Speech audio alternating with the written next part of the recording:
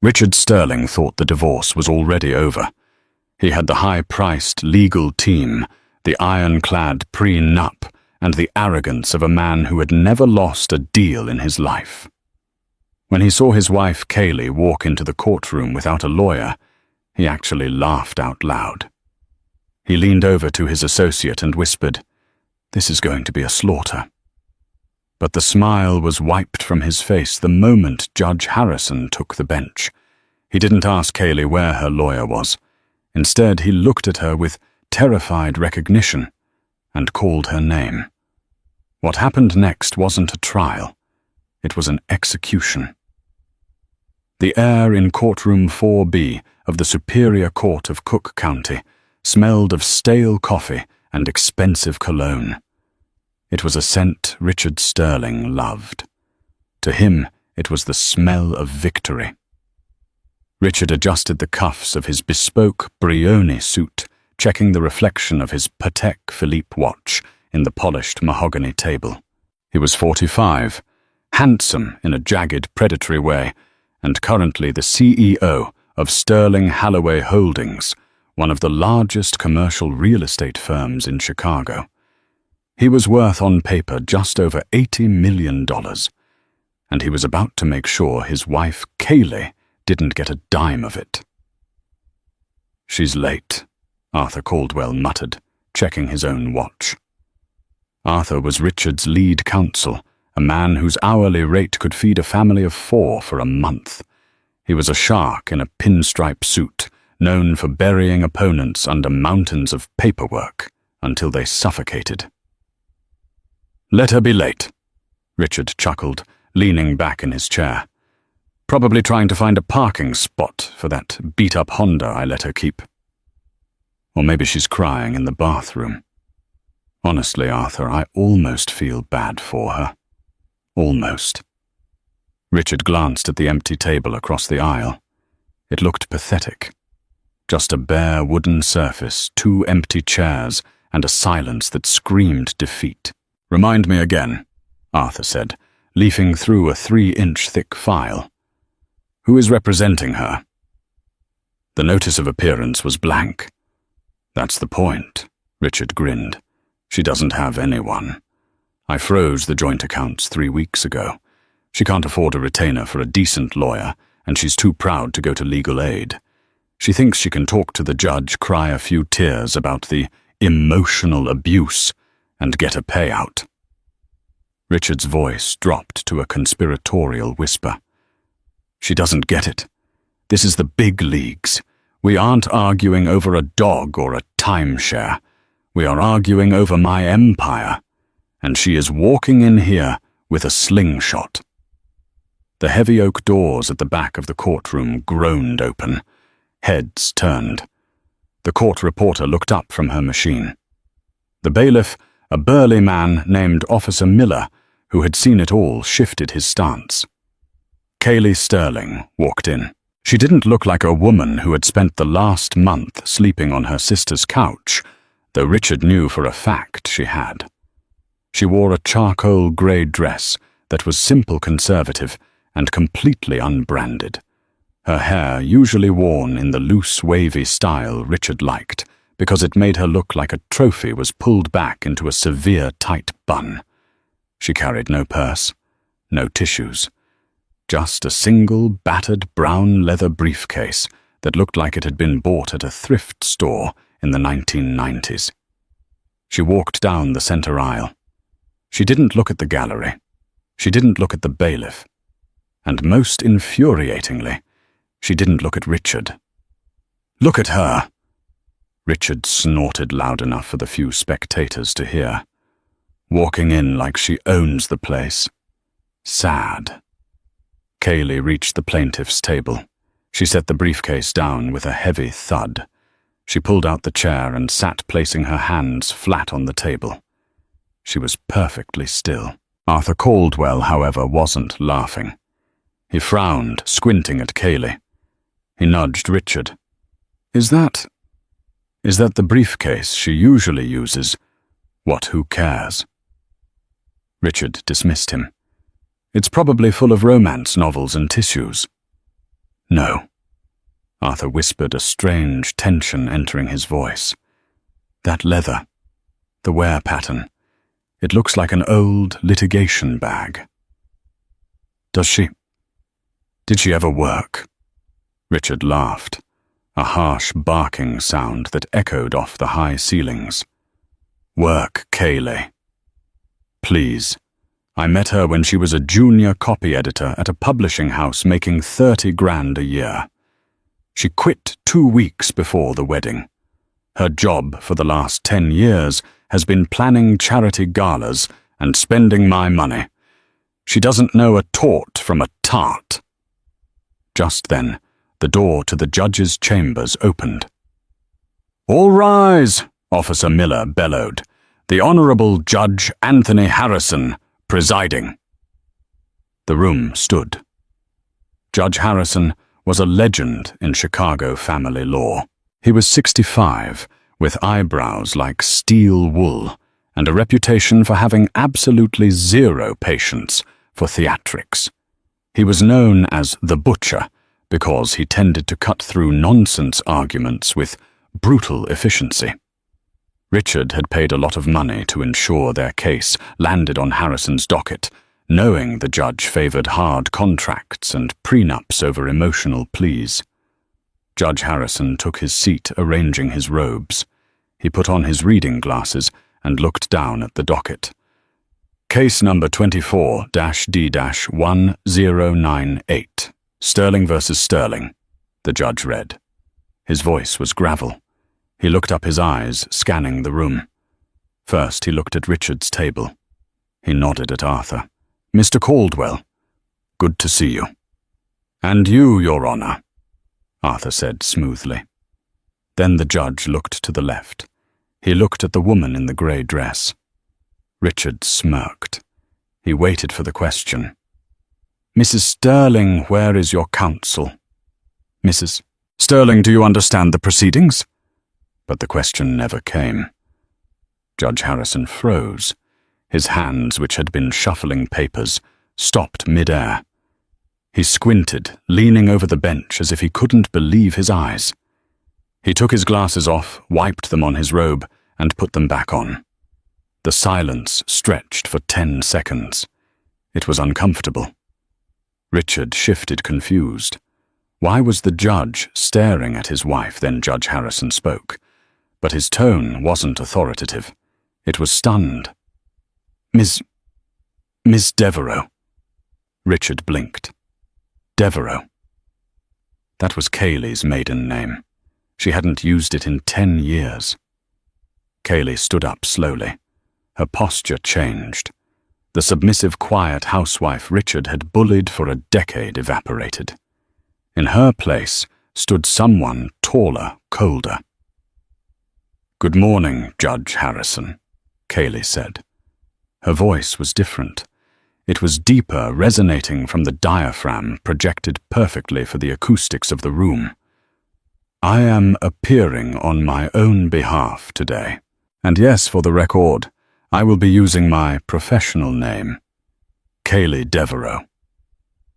The judge let out a breath that sounded like a whistle.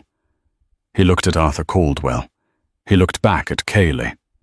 Then a small, terrifying smile touched the judge's lips. I wasn't aware you had returned to the practice, Miss Devereaux. I haven't, Your Honor, Kayleigh said, unbuckling the battered briefcase. Not until this morning. Richard leaned over to Arthur, panic flickering in his chest for the first time. What is he talking about? What practice? She was an editor. Arthur Caldwell had gone pale. He was staring at Kayleigh with the look of a man who realizes he has brought a knife to a nuclear war. Richard, Arthur whispered, his voice trembling. You told me she was a copy editor. She was at Simon & Schuster or something. No, Arthur hissed. I think your wife is the Kayleigh Devereaux. Who the hell is Kayleigh Devereaux?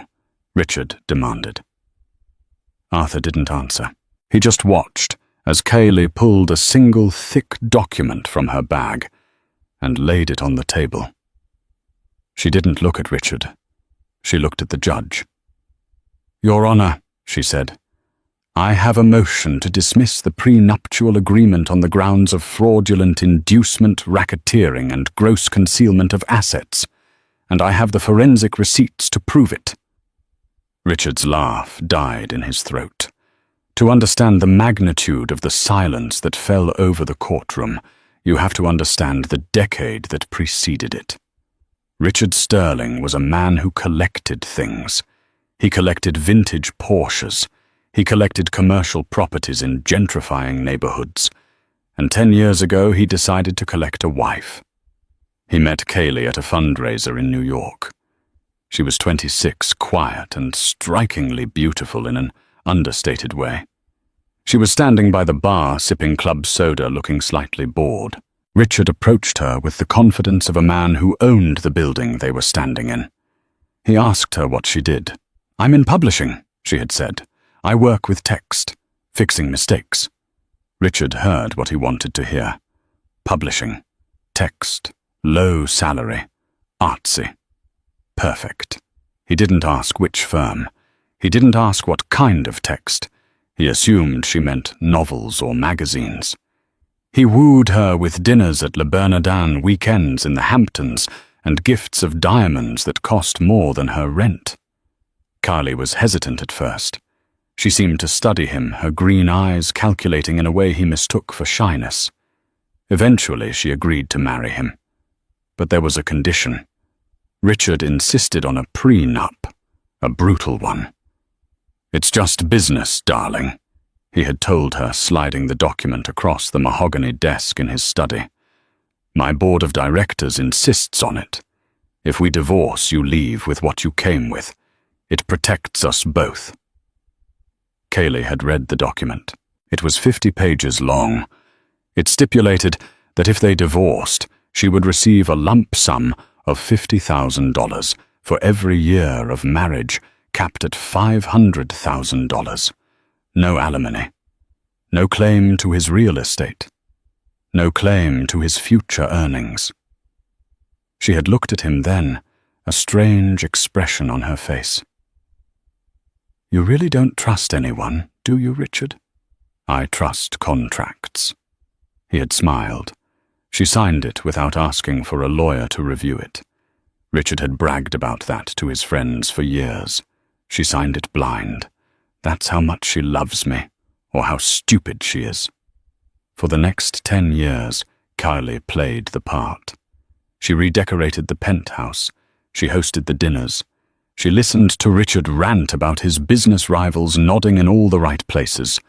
But Richard was a narcissist, and narcissists are blind to everything that doesn't reflect them. He never noticed that when he talked about complex tax loopholes, Kaylee understood them instantly. He never noticed that when he brought legal briefs home from the office, she would glance at them and point out typos that were actually critical clauses which would have exposed him to liability. He treated her like a beautiful lamp. You don't ask a lamp about its history. He didn't know that before she was in publishing, Kaylee Devereaux had graduated first in her class at Yale Law. He didn't know that she had spent 3 years at the Southern District of New York as a prosecutor, specializing in white-collar financial crimes. He didn't know that she had left the law, not because she couldn't hack it, but because she had burned out after a case where the defendant, a corrupt billionaire real estate developer, had threatened her family. She had gone into publishing legal textbooks to hide, to breathe, to live a quiet life. She had fallen in love with Richard because he seemed strong, safe, and successful. She thought she could leave the shark tank behind, but over the years she watched. She watched Richard berate waiters. She watched him cheat his contractors.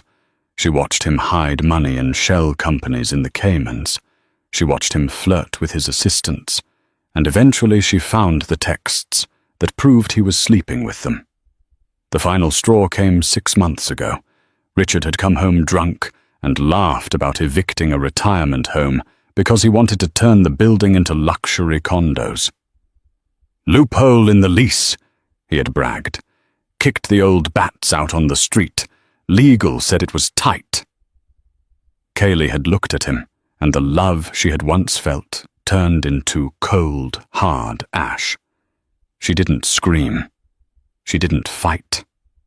She went to her separate bedroom, opened her laptop, and logged into the American Bar Association website to reinstate her license. Then she started digging. Back in the courtroom, the atmosphere had shifted from a civil hearing to a gladiatorial arena. Arthur Caldwell was frantically texting his junior associates. "Search Kaylee Devereaux. Now. Yale. SDNY. Find everything." Richard was still confused. "Arthur, stop texting and object. She can't just throw papers at the judge. Shut up, Richard." Arthur snapped, sweat beading on his forehead. Judge Harrison was reading the document Kaylee had handed him. His eyebrows climbed higher and higher. "Ms. Devereaux," the judge said, looking over his glasses. This is a forensic audit of the Cayman holdings known as Blue Heron LLC. "Yes, Your Honor," Kaylee said calmly. She stood with her hands clasped behind her back. "My husband claims his net worth is $80 million. He claims Blue Heron LLC is a defunct entity with no assets.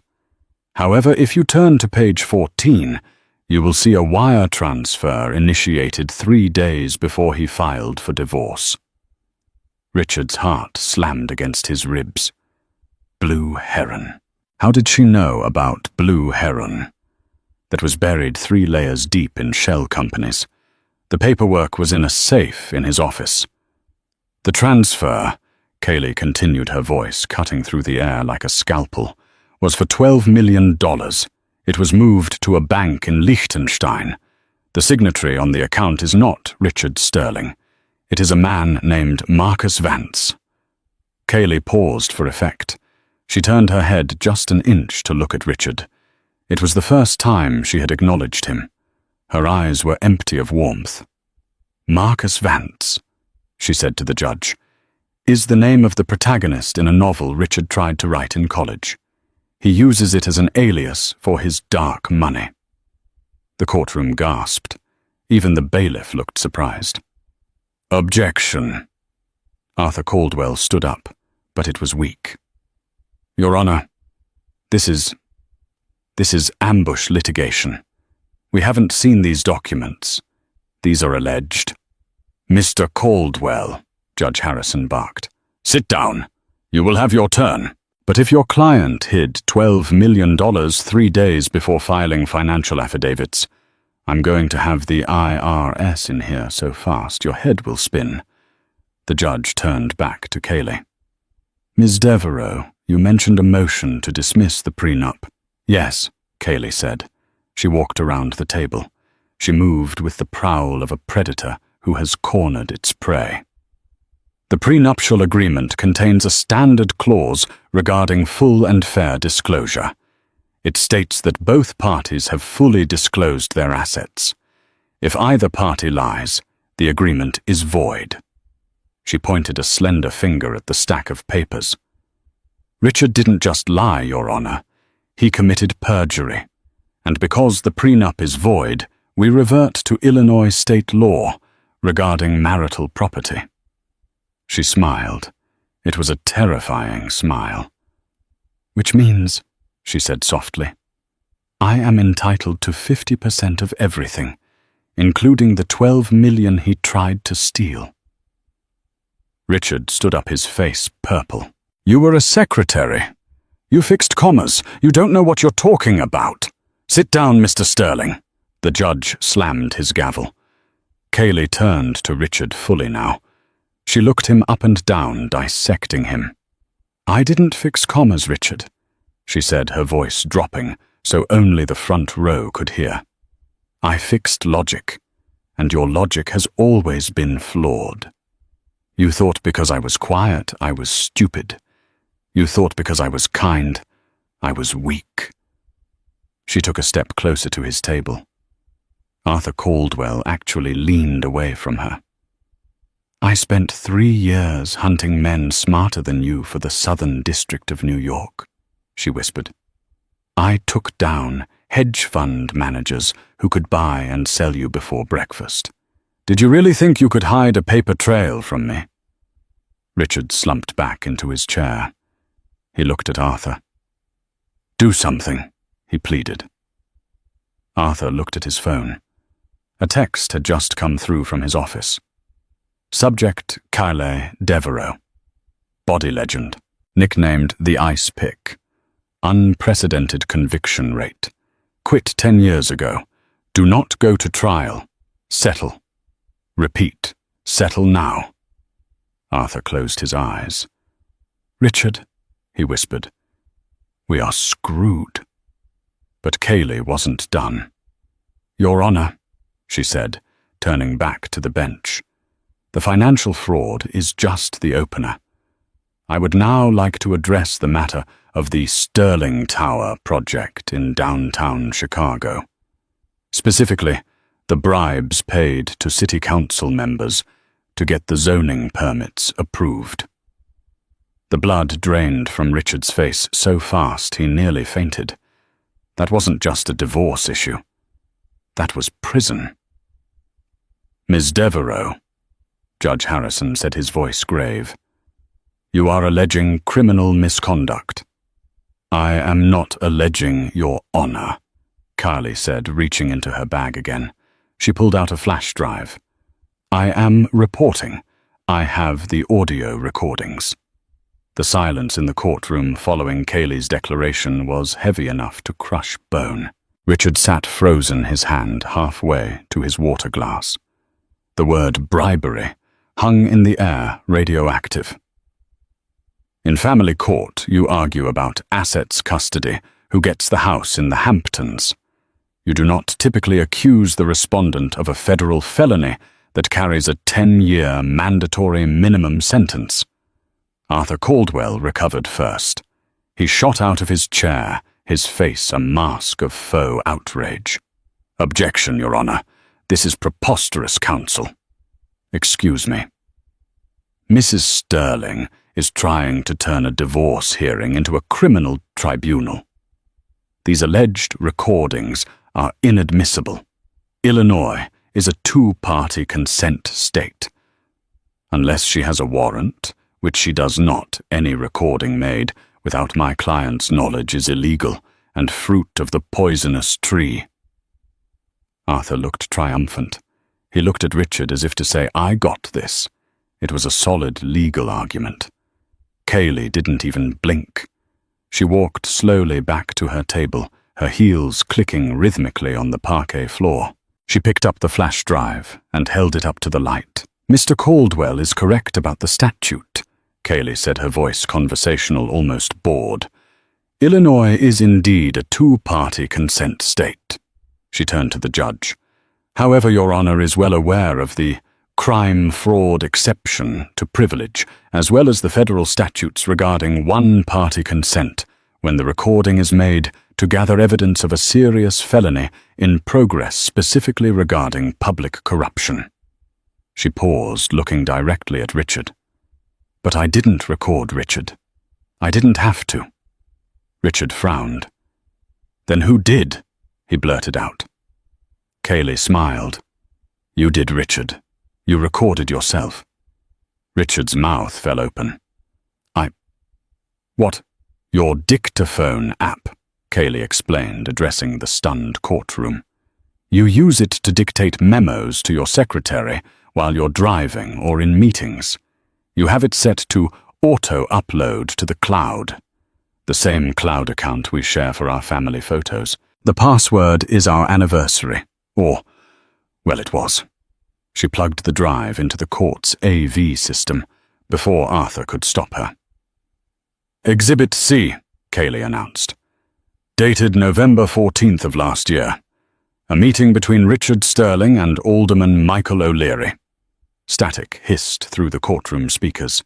Then Richard's voice, clear as a bell, boomed through the room. "Look, Mike, I don't care about the zoning laws. The historical designation on that building is a joke. I need it gone. I'm putting a 50-story glass needle there. What's it going to take? Another voice, deeper, rougher, unmistakably, the alderman's. Richard, the Preservation Society is all over this. It's going to be a headache. I can't just wave a wand. Richard's voice again arrogant and dismissive. Everyone has a wand, Mike. Some people just need a little gold dust to make it work. I'll wire $50,000 to your wife's consulting firm. Consulting fees. Standard practice. Just get the permit signed by Monday. There was a pause on the tape. Then the alderman's voice. Monday is fine. 50 isn't. Make it 75. Done. Kaylee hit the space bar. The audio cut off. The courtroom was dead silent. The court reporter had stopped typing, her jaw slightly slack. Officer Miller, the bailiff, was looking at Richard not as a wealthy litigant, but as a suspect. Judge Harrison took off his glasses slowly. He looked at the ceiling, then down at Richard. The look was one of profound disappointment mixed with professional obligation. Mr. Caldwell, the judge said quietly. Yes, Your Honor. Arthur's voice was a squeak. I am obligated as an officer of the court to report evidence of a felony to the state attorney's office. You understand this? Yes, Your Honor. However. There is no however. The judge slammed his hand on the bench, making everyone jump. Your client just confessed to bribing a public official on a recording he made himself in my courtroom. Richard was shaking. He wasn't just losing his money anymore. He was seeing the walls of his life closing in. He looked at Kaylee. She was organizing her papers, completely unbothered. Why? Richard whispered, his voice cracking. Why are you doing this? You could have just asked for a settlement. Kaylee stopped. She looked up. For a moment, the mask slipped. The cool, calculating prosecutor vanished, and the woman who had been hurt shone through. I tried, Richard, she said softly. Remember, 3 months ago, I asked you to go to therapy. I asked you to stop hiding money. I asked you to treat me like a partner. You told me I was hysterical and to go buy a new purse. She hardened again. You bought a war, Richard. I'm just finishing it. Arthur Caldwell leaned over to Richard. We need a recess, he hissed. Now, before she plays anything else. We need to cut a deal. Your Honor. Arthur stood up, his legs shaky. In light of this new evidence, the defense requests a 30-minute recess to confer with counsel. Judge Harrison looked at Kaylee. Ms. Devereaux. Any objections? None, Your Honor, Kaylee said. I have plenty more. I can wait. The recess was granted, but Kaylee didn't leave the courtroom. She sat at her table checking her watch. She knew exactly what was happening in the hallway. Arthur was likely screaming at Richard. Richard was likely calling his criminal defense lawyer. But Kaylee had one more card to play. The ace of spades. Because financial crimes are complex, they take years to prosecute. The bribery tape was damaging, but Richard had high-powered friends. He might wiggle out of it. He might claim the tape was doctored or entrapment or some other technicality. She needed to destroy his character so thoroughly that no judge in Illinois would ever rule in his favor. When the court reconvened, Richard looked like a man who had aged 10 years in 30 minutes. His tie was loosened. His face was gray. Your Honor. Arthur Caldwell said, his voice subdued. My client would like to discuss a settlement regarding the marital assets. I bet he would, Judge Harrison said dryly. Ms. Devereaux. I am open to a settlement, Your Honor, Kaylee said. But first there is one final matter regarding the dissipation of marital assets that speaks to the character of the respondent. Arthur groaned. Your Honor, is this necessary? We are offering— It is necessary, Cayley cut in, because it concerns where the marital funds went and who they went to. Cayley turned to the gallery. I call Jessica Thorne to the stand. Richard's head snapped up. Jessica, he gasped. The back doors opened. A young woman, no older than 25, walked in. She was wearing a modest blue suit. She looked nervous, clutching her purse tightly. It was Jessica Thorne, Richard's executive assistant for the last 4 years. The one who booked his flights, bought his wife's anniversary gifts, and managed his calendar. Richard had fired her 2 weeks ago. He had blamed her for a missing file, a file he had lost himself, and screamed at her in front of the entire office, calling her incompetent and disposable. He hadn't given her severance. He had forgotten that Jessica knew everything. Jessica took the stand. She was sworn in. She avoided looking at Richard. Miss Thorne, Cayley said, gently approaching the witness stand. You were employed by Mr. Sterling for 4 years. Is that correct? Yes, Jessica said, her voice trembling. And during that time, did you manage his personal expenses? I did. Did you ever notice any unusual recurring payments? Jessica nodded. She took a deep breath. Yes. Every month for the last 3 years, Mr. Sterling instructed me to purchase gift cards, Visa gift cards, $5,000 each month. And what did he tell you to do with them? He told me to mail them to a P.O. box in Miami, Jessica said. Did you know who the recipient was? He told me it was for a consultant, Jessica said. But I got curious. One time I tracked the package.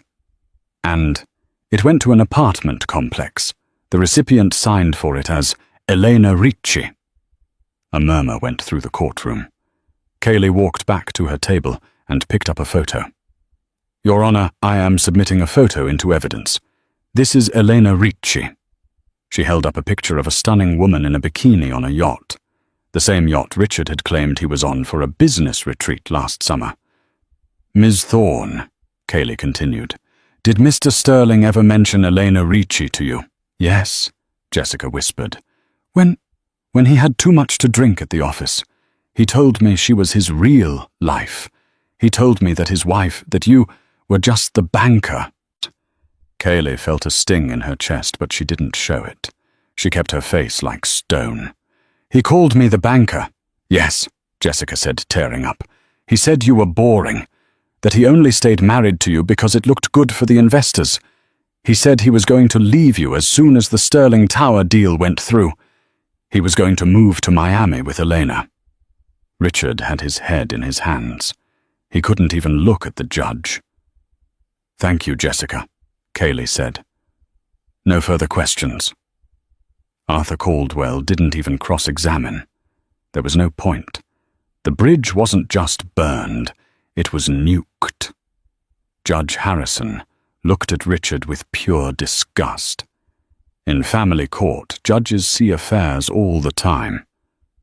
But the calculated nature of this, the gift cards to hide the trail, the cruelty of the comments, the planned abandonment, it struck a nerve. Mr. Sterling, the judge said, I have heard enough. The silence that followed Jessica Thorne's testimony wasn't just quiet. It was a physical weight pressing down on the mahogany tables, the leather chairs, and the frantic beating heart of Richard Sterling. For the first time in his adult life, Richard felt the terrifying sensation of losing control. He was a man who engineered his reality. He built skyscrapers where there were once empty lots. He moved millions of dollars across borders with a keystroke. He treated people like chess pieces, pawns to be sacrificed, knights to be maneuvered, queens to be conquered. But as he looked at the empty witness stand where his former assistant had just dismantled his character, He realized he wasn't the chess master anymore. He was the board, and Kayleigh was flipping him over. Judge Harrison cleared his throat. The sound was like a gunshot in the stillness. "Counsel," the judge said, his voice stripped of all patience. He looked over his spectacles at Arthur Caldwell, who was currently trying to make himself as small as physically possible. "I'm going to call a 30-minute recess. I strongly suggest, no, I order you to take this time to confer with your client. If you come back into this courtroom without a settlement agreement that satisfies Ms. Devereaux, I will not only issue a ruling that strips Mr. Sterling of his assets, but I will personally walk the transcript of this hearing over to the federal prosecutor's office myself." "We understand, Your Honor," Arthur squeaked. 30 minutes, the judge warned. "Do not waste them." The gavel banged. Richard stood up his legs, feeling like they were made of lead. He grabbed his file, his hands shaking so violently he dropped a gold-plated pen. It rolled across the floor, coming to a stop near Kayleigh's shoe. She didn't kick it away. She didn't pick it up. She just stepped over it, turned and walked out the double doors without a backward glance. "Richard, let's go," Arthur hissed, grabbing Richard's elbow. "We need to talk, now." They spilled out into the wide marble corridor of the courthouse. It was a cold, sterile space, high ceilings, echoing footsteps, and the indifference of strangers passing by. Lawyers in cheap suits argued on benches. A woman was crying near the elevators. A janitor was buffing the floor. Richard pulled his arm away from Arthur. "Get off me. Don't you dare take that tone with me." Arthur snapped, his own panic finally breaking through his professional veneer. "Do you have any idea what just happened in there?" "Jessica didn't just expose an affair, Richard. She exposed a pattern of financial deception that dates back 3 years. That's tax fraud. That's wire fraud. That's money laundering." "I pay you to fix this," Richard shouted, his voice echoing off the stone walls. Heads turned. Richard didn't care. "Fix it. File a motion to strike her testimony. She's a disgruntled employee. It's hearsay." "It's not hearsay when she has the receipts," Arthur whispered furiously. "And it's not just the money. It's the tapes, Richard. The bribery. You are radioactive. I need to call my firm's ethics board just to ask if I can still represent you without getting disbarred." Arthur pulled out his phone, his thumbs flying across the screen. "I'm going to find a quiet corner to call the Criminal Defense Division. You stay here. Do not speak to anyone. Do not, and I cannot stress this enough, do not speak to your wife." Arthur hurried down the hall, vanishing around a corner, leaving Richard alone. Richard leaned against the cold marble wall, loosening his silk tie. He felt like he was suffocating. He needed water. He needed a drink. He needed to wake up from this nightmare. He pushed himself off the wall and walked toward the water fountain, near the large atrium window, and there she was. Kayleigh was standing by the window looking out at the Chicago skyline. The city Richard claimed to own. She was perfectly still, her profile sharp and elegant against the grey light of the afternoon. She wasn't checking her phone. She wasn't pacing. She was just waiting. A surge of irrational, hot anger flooded Richard's chest. How dared she be so calm? How dared she stand there looking like a statue of justice while his life burned to ash? He forgot Arthur's warning. He forgot the judge's threat. He walked straight toward her. "Kayleigh." She didn't jump. She didn't turn quickly. She turned her head slowly, her movement fluid and deliberate. When her eyes met his, Richard felt a chill that had nothing to do with the air conditioning. Her eyes were green, but they were flat. Devoid of the warmth, the adoration or even the fear he was used to seeing. "Hello, Richard," she said. Her voice was steady, resonant. It was the voice of a stranger. "Are you happy?" Richard demanded, stepping into her personal space. He wanted to intimidate her, to remind her of the dynamic that had ruled their marriage for a decade. "Is this what you wanted? To humiliate me publicly? To drag my name through the mud so you can get a better payout?" Kaylee turned her body fully toward him. She crossed her arms, not defensively, but with an air of appraisal. "I didn't drag your name through the mud, Richard," she replied. "You jumped in the mud yourself. I just turned on the floodlights so everyone could see you swimming in it." "This is about the money, isn't it?" Richard sneered, reaching for his wallet, a reflexive gesture of a man who thought everything had a price tag. "You want the penthouse, fine. Take it. You want the Hamptons house, it's yours. I'll sign the papers right now. Just tell the judge you made a mistake about the tapes. Tell him you want to withdraw the evidence." Kaylee watched him, a faint, pitying smile touching her lips. "You really think this is a negotiation?" "Everything is a negotiation," Richard barked. "I'm offering you $10 million in assets, Carly. That's more than you'd ever see in 10 lifetimes of editing typos for paperback novels." Kaylee laughed. It was a soft, dry sound. "There it is again. The arrogance. You still think I'm the girl you picked up at that fundraiser. You think I'm the fixer of commas." She took a step closer to him. For the first time, Richard realized she was wearing heels that made her almost eye level with him. Or maybe he was just shrinking. "I don't want your money, Richard," she said, her voice dropping to a terrifying whisper. "I have my own. My grandmother left me a trust that I invested in tech startups in 2008. I have more liquidity in my personal checking account than your entire company has in its operating budget." Richard blinked, stunned. "What?" "That's impossible. You used a debit card for groceries. You drove a Honda." "I drove a Honda because I didn't need a Porsche to feel important," she cut him off. "And I used your money for groceries because that was the role you wanted me to play. The dependent little wife. The trophy." She leaned in her eyes, locking onto his. "I played the part, Richard. I played it perfectly. I let you interrupt me at dinner parties. I let you explain things to me that I already knew. I let you feel big. And do you know why?" "Why?" Richard whispered, mesmerized by the intensity of her hatred. "Because I loved you," she said simply. "God help me. I actually loved you. I thought your arrogance was ambition. I thought your cruelty was just stress. I thought if I loved you enough, if I was patient enough, the man I saw glimpses of, the charming, brilliant man, would eventually stay."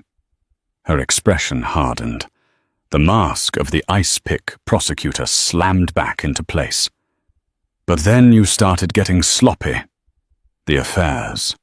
The verbal abuse. That night you threw a wine glass at the wall because I asked you how your day was. That was the crack in the foundation. I was drunk," Richard stammered. "I didn't mean it." "Intent is irrelevant," Kaylee recited, as if quoting a statute. "The act is what matters, but the final straw, it wasn't the violence, it was the boredom." "Boredom?" "You got bored with me," Kaylee said, "and you made the fatal mistake of saying it out loud to Jessica. You called me a banker. You said I was a placeholder until the Sterling Tower deal closed." Richard felt the blood drain from his face. I was just venting. It was locker room talk." "No."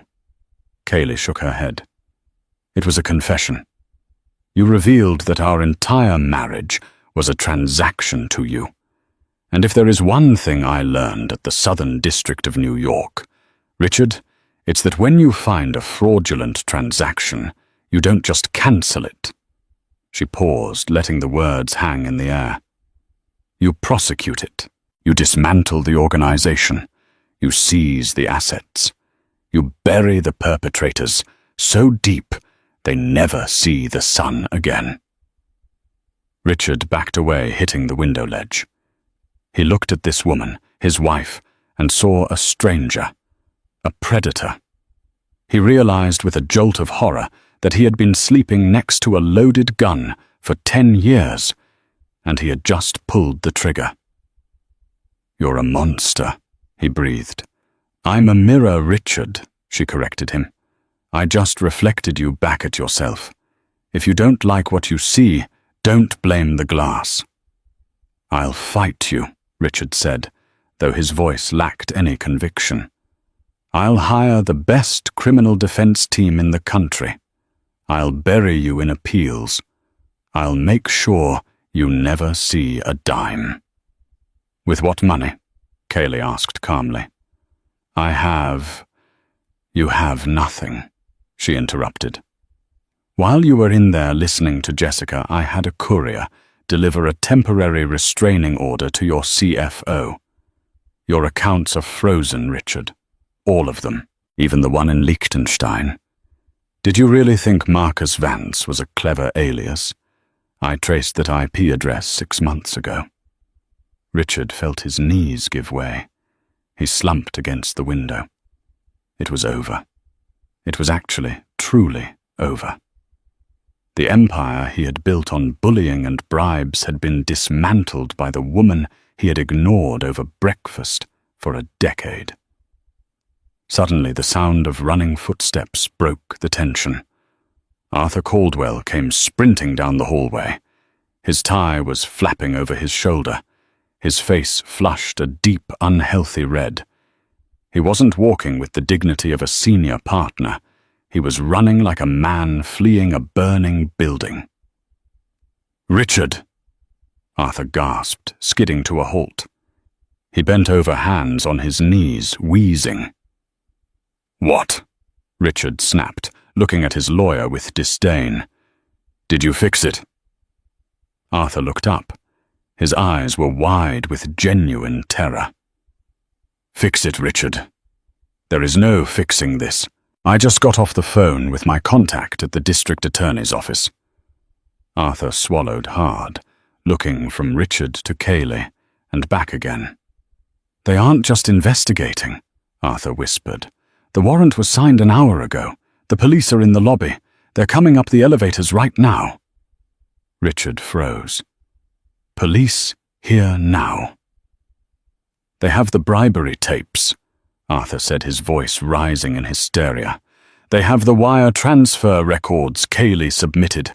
They're charging you with RICO violations, Richard. Racketeering, bribery, wire fraud. They're talking about a 20-year minimum." Arthur straightened up, backing away from Richard. "I'm recusing myself.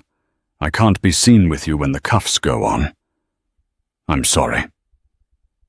Arthur turned and walked away fast. He didn't run, but he walked with a speed that screamed of self-preservation. Richard stood alone in the hallway. He looked at the elevator bank at the far end of the corridor. The lights above the doors were dinging. Up, up, up. He looked at Kaylee. For a second, he thought he might beg. He thought he might fall to his knees and grab her hand and plead for mercy. But Kaylee's face was a fortress. There was no drawbridge. There was no entry. "Run," she said. It wasn't a command. It was an observation. "Run, Richard. It won't matter. You can't outrun a forensic audit. But you can try." The elevator dinged. The doors began to slide open. Richard didn't wait to see who was inside. Panic, raw and animalistic, hijacked his brain. He turned and bolted. He ran toward the fire exit stairs at the opposite end of the hall, his Italian leather shoes slipping on the polished floor. He burst through the emergency doors, the alarm shrieking into the quiet hallway. A piercing wail that sounded like the death scream of his career. The heavy door slammed shut behind him, cutting off the alarm. Silence returned to the hallway. Kaylee stood there for a long moment. She smoothed the lapel of her grey blazer. She took a deep breath, inhaling the scent of floor wax and old paper. It smelled like victory. She checked her watch. The recess was almost over. She turned and walked back toward courtroom 4B. She walked slowly, deliberately. She didn't need to run. She had nowhere to hide. As she reached the double doors, she paused. She caught her reflection in the glass. She looked tired. There were fine lines around her eyes that hadn't been there 10 years ago. But her shoulders were back. Her head was high. She pushed the doors open and walked back into the arena alone, but no longer lonely. The heavy oak doors of courtroom 4B swung shut behind Kaylee as she walked back to the plaintiff's table. The silence in the room was different now. It wasn't the silence of anticipation. It was the silence of a crater after the bomb has gone off. Arthur Caldwell sat at the defense table alone. He was packing his briefcase with the lethargic movements of a defeated man. His client, the great Richard Sterling, was gone. Judge Harrison re-entered from his chambers.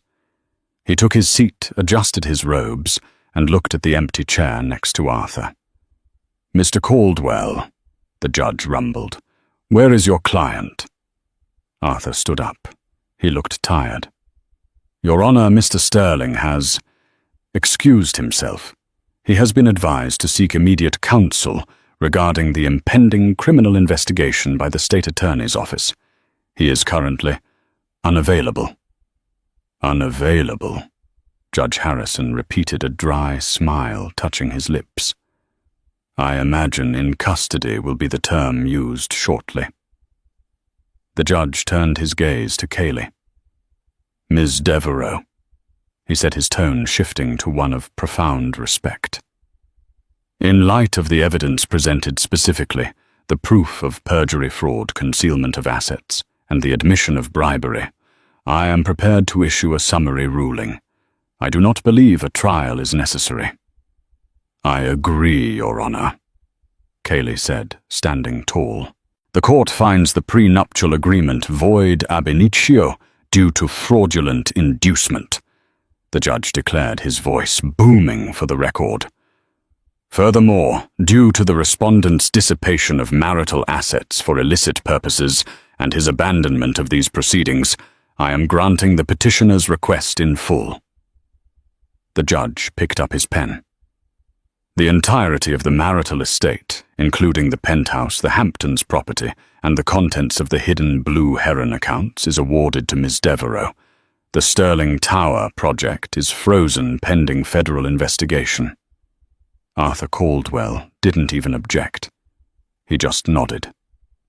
"One last thing," Judge Harrison said, setting down his pen. He took off his glasses and looked directly at Kaylee. "I remember the ice pick prosecutor from 10 years ago. You were formidable then. But I must say, you are even more terrifying when you are fighting for yourself." Kaylee allowed herself a genuine smile. It reached her eyes this time. "Thank you, Your Honor. I had a lot of time to prepare." "Clearly," the judge chuckled. "Court is adjourned." The gavel banged, a sharp, final sound. Kaylee gathered her files. She clicked the locks on her battered briefcase, the briefcase that had held the secrets to her freedom. As she walked toward the exit, Arthur Caldwell stepped into the aisle. He hesitated, then looked at her. "Ms. Devereaux," he said awkwardly. I didn't know. If I had known who you were, I would have told him to settle on day one." "I know Arthur," Kaylee said softly. "That's why I didn't tell you." She walked past him, pushing open the double doors. Outside, the hallway was chaotic. Reporters had already gathered, tipped off by the sudden presence of police cars outside the courthouse.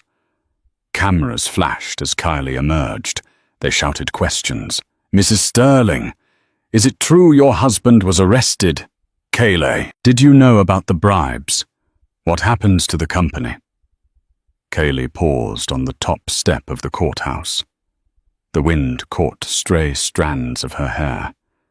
She looked at the cameras, her expression calm, composed, and utterly powerful. "My name," she said, her voice clear enough to be heard over the shutter clicks, "is Kayleigh Devereux, and I have no comment other than this. The truth always has a way of coming out. Sometimes it just needs a little help." She walked down the steps past the chaos and hailed a cab. She didn't look back. 1 year later. The office smelled of fresh paint and lilies. It was a small space in a brownstone in Lincoln Park, far away from the glass and steel skyscrapers of downtown Chicago. On the frosted glass of the front door, etched in simple black letters, were the words, "Devereux and Associates Financial Advocacy and Family Law." Kayleigh sat behind her desk, reviewing a file. She looked different. The severity of the bun was gone, replaced by a loose, comfortable style. She wore a bright blazer, not the drab grey she had worn to court. Across from her sat a young woman. Her name was Maria. She was crying, twisting a tissue in her hands. "I don't know what to do," Maria sobbed. "He says I'm crazy. He says he has all the money, and if I leave, he'll take the kids. He says I'm just a stay-at-home mum, and no one will listen to me." Kayleigh put down her pen. She stood up, walked around the desk, and sat in the chair next to Maria. "Maria, look at me," Kayleigh said gently. The young woman looked up, her eyes red and frightened. "He is banking on your fear," Kayleigh said. "He thinks because you are quiet, you are weak. He thinks because he controls the bank accounts, he controls you." Kayleigh reached over and picked up a file from her desk. It was thick. "But we are going to change the rules of the game," Kayleigh said, a spark of the old ice pick flashing in her eyes. "You aren't just a stay-at-home mum. You are the CEO of that household. You know where the receipts are. You know his schedule. You know his passwords." I do," Maria whispered. "Good," Kayleigh smiled. "Then we have everything we need. He wants a war. We'll give him a revolution." Kayleigh's phone buzzed on the desk. She glanced at the screen. It was a news alert. Breaking. Richard Sterling sentenced to 12 years for racketeering and bribery.